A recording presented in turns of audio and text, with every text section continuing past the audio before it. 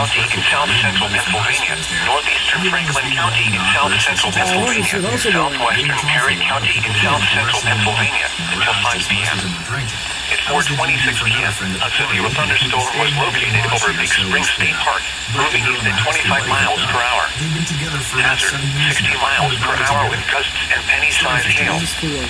Source, radar indicated. Impact, expects damage to roofs, siding, and trees.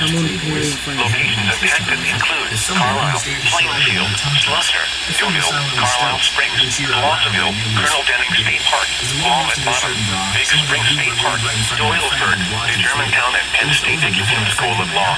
This includes the following interstates: the Pennsylvania Turnpike for mile markers 196 to 224, Interstate 81 for mile markers 32 to 44. For your protection, move to an interior room on the lowest floor of a building. A severe thunderstorm warning has been issued until 5 p.m. for the following counties: Cumberland, Franklin, and Perry.